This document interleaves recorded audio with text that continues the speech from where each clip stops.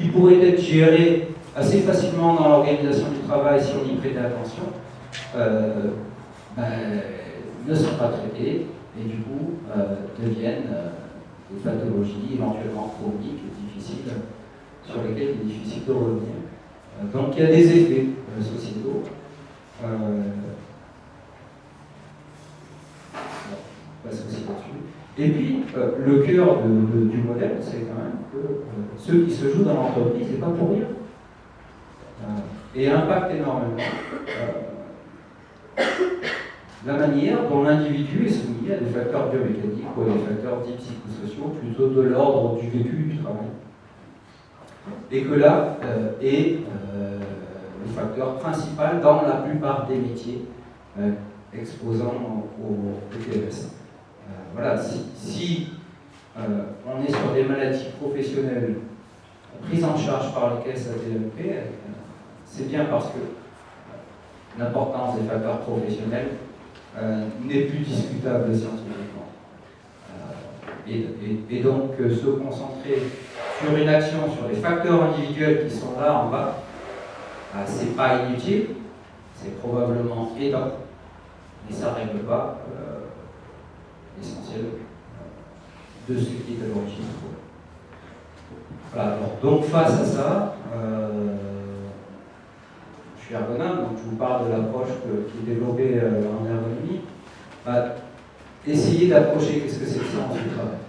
Si on veut transformer l'activité physique qui est le bout du processus, c'est parce que les gens accordent de l'importance à faire ça qu'ils font tel choix qu'ils utilisent leur corps de cette manière-là. Autrement dit, l'activité physique est la réponse d'une activité cognitive de prise d'information et de traitement d'information qui elle-même est la réponse à des formes d'engagement dans le travail. Si je n'accorde pas d'importance à tel aspect, je ne me mobilise pas physiquement pour ça. Et donc, si on veut sérieusement transformer l'activité physique, probablement qu'il faut analyser le travail pour remonter. Pour dire l'arbre des causes dans un langage de prévention, c'est-à-dire ce qui, dans l'activité de l'individu, est à l'origine de cette mobilisation physique. Et on sait très bien avec les formations gestes et postures qui existent dans des entreprises depuis 40 ans, que simplement dire aux gens tu devrais te baisser en maintenant le dos droit, c'est mieux que en baissant le dos, ça ne marche pas. Parce qu'on fait une prescription sur l'activité physique sans percevoir quel est le sens de cette mobilisation pathogène pour le transformer. Et on a tellement de raisons et donc de risques de passer à côté du sens initial que ce qui fait sens perdure pour l'individu est pris dans la situation, il va répéter ces formes de mobilisation que par ailleurs on a de bonnes raisons de trouver pathogène. Il faut aussi concevoir le travail comme étant vécu par les individus comme un facteur de développement. C'est-à-dire qu'on raisonne toujours en santé au travail comme une atteinte à la santé. Le modèle classique de la prévention sécurité au travail, c'est de dire on s'intéresse aux gens quand ils ont des facteurs de risque ou des problèmes. Autrement dit, le modèle, c'est la santé, c'est l'absence de maladie. Si on s'intéresse à la question du sens du travail, on va s'intéresser à la question de qu'est-ce qui fait facteur de développement pour les individus dans l'exercice de leur travail. Et à ce moment-là, on va s'intéresser aux ressources et pas simplement aux contraintes du travail. Et là, on trouve des leviers de prévention pour aider les gens à développer ce qu'ils trouvent de sens dans leur travail, tout en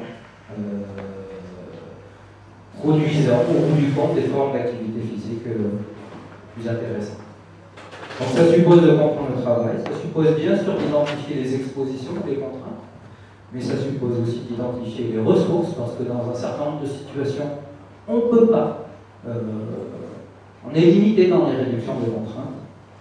Donc aussi interroger le travail du point de vue des ressources potentielles qu'il véhicule.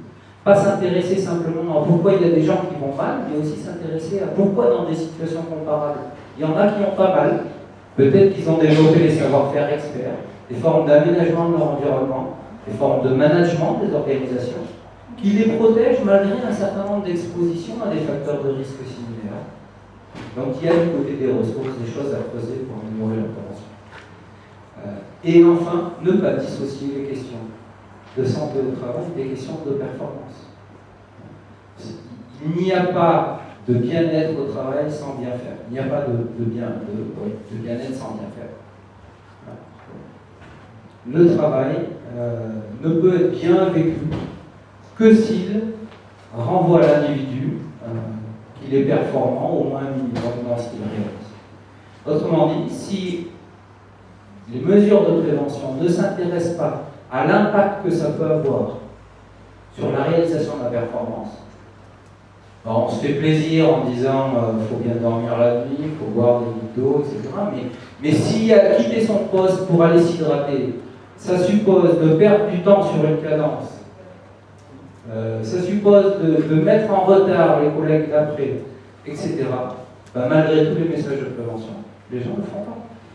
Parce que si on leur demande de choisir entre le sentiment d'être performant, qui est le facteur de développement professionnel par le travail, et le risque de se déshydrater, 90% des gens engagés dans leur travail choisissent d'être performants et puis ils s'hydratent plus tard.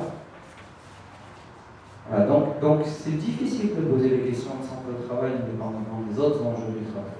Ça peut conduire à des formes de prescription qui, je parlais de leur prévention théorique, qui font peu sens pour les individus, donc qui ont peu de chances de ne pas être suivis. On parle de facteurs d'adhésion dans le monde médical.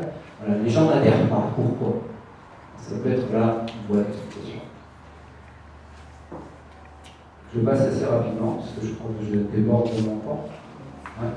Donc je vais vite. 2 minutes. C'est dans les arrêts de jeu. Parfait. On passe par la troisième mi-temps. Non. Et donc voilà. Bien sûr, il faut des outils dans les entreprises de repérage des situations les plus à risque. Et on ne peut pas développer des investigations ambitieuses sur toutes les situations de travail. Mais une fois qu'on en a repéré par des outils d'évaluation de risque, par exemple, les DU, documents uniques, etc., derrière, une fois qu'on a réduit le champ des investigations nécessaires, derrière, il faut probablement se donner les moyens d'aller investiguer tout ce que je viens d'évoquer, d'analyser le travail et pas simplement l'exposition à une contrainte physique.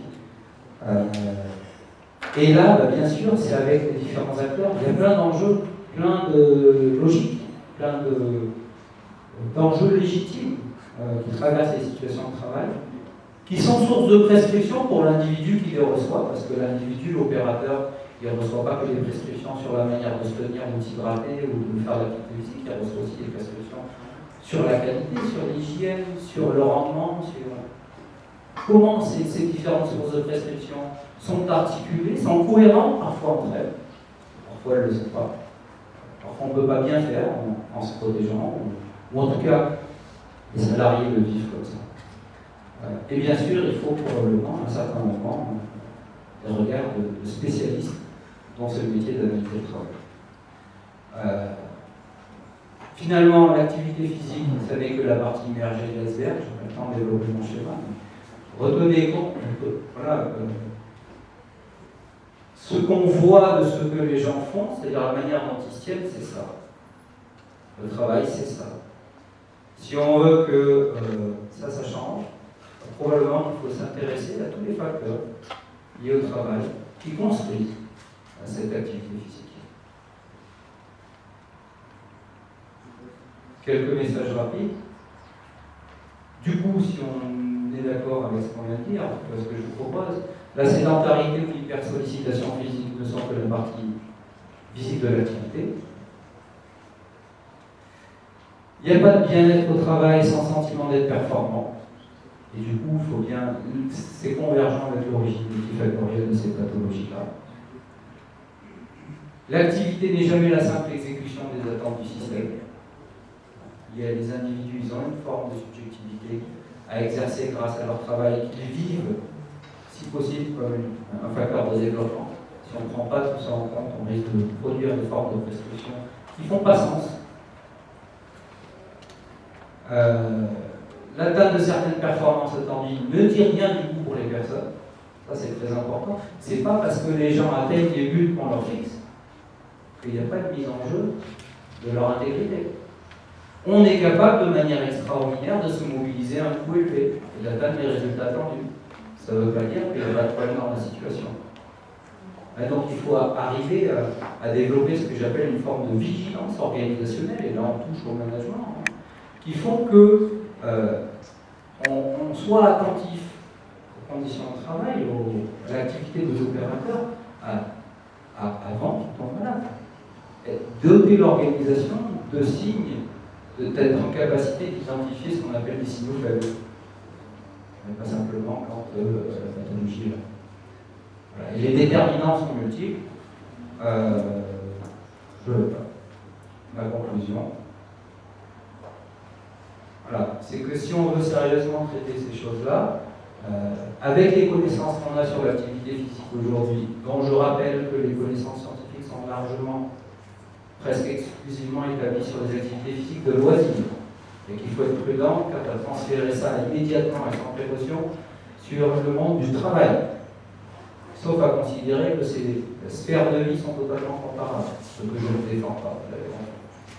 Malgré tout, évidemment, que ces formes d'activité physique que j'appelle compensatoires, d'une hyper ou d'une hyposollicitation construite par le travail, sont en plus. Et si on peut mettre des choses en place, il ne faut pas s'en priver. Évidemment que le siège ergonomique, c'est pas si mal. Et que la souris ergonomique, pourquoi pas. Mais fondamentalement, il faut avoir en tête que, en se contentant de ce type de dispositif, on légitime le fait que perdurent les causes profondes que j'ai évoquées précédemment. Et donc, à certains moments, il faut aussi dans les organisations saisir des projets de transformation du travail, qui sont des projets de prévention intégrés, c'est-à-dire où on ne fait plus de la question de la prévention uniquement une question de spécialistes de la santé et de sécurité, dont on sait que malgré toute l'énergie qu'ils peuvent développer, évidemment les moyens de transformation sont limités dans les organisations, et qu'il faut aussi saisir des occasions de transformer profondément le travail, et c'est probablement en saisissant les opportunités de ces trois extrémités du triangle qu'on peut faire des choses intéressantes. Et donc, c'est un message à la fois positif, parce que je pense qu'on a aujourd'hui des connaissances pour faire sérieusement les choses, et puis un petit peu d'alerte, parce que le côté un peu séducteur des premières parties de mon schéma tend aussi à maintenir en place les raisons profondes de l'augmentation des pathologies qu'on connaît depuis 25 ans. Donc de temps en temps, il faut arriver à bouleverser les organisations du travail pour ne pas uniquement proposer des formes compensatoires dont on a évoqué les limitances. Voilà, merci.